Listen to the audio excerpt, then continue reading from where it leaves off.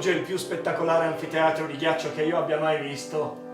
Davanti al campo, a non più di 800 metri di distanza, si innalza quasi verticale l'immensa parete di ghiaccio e neve del Cerro Sarapo. A sinistra, dal mare pietroso delle morene, affiorano alti sul campo lo Yerupaya e il Razak, bizzarri castelli incrostati di ghiaccio. Più in là, nascosto alla vista dalla massa del Sarapo, sorge il maestoso Siula Grande, la vetta.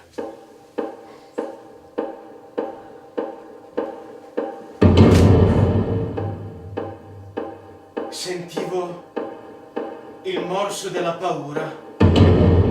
E se qualcosa fosse andato storto, bastava poco lassù per ucciderci. Vedevo con lucidità quale spaventosa strada avevamo scelto.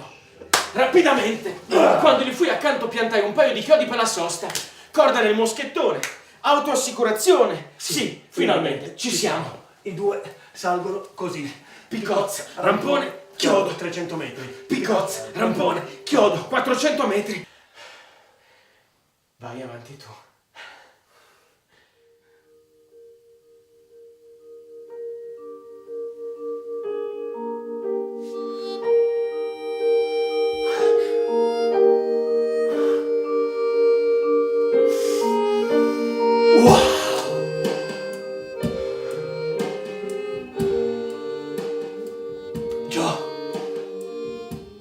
Scatta qualche foto.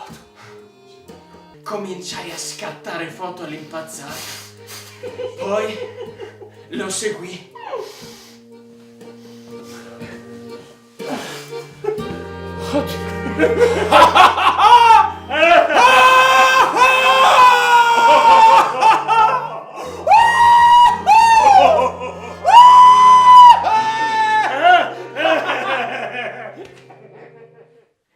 Mi sono rotto una gamba! Si era rotto la gamba.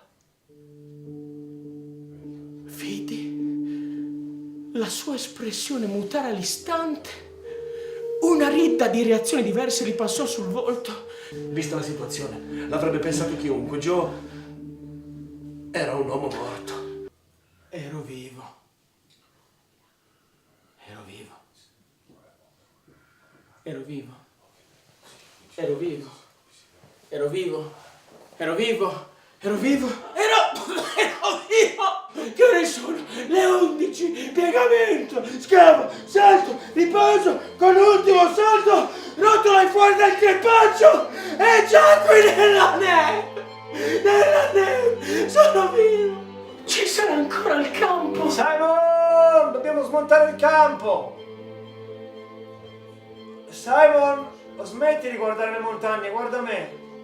Richard! Aiutami a portarlo dentro! Le braccia mi sollevano da terra. Era impossibile, però lui era lì!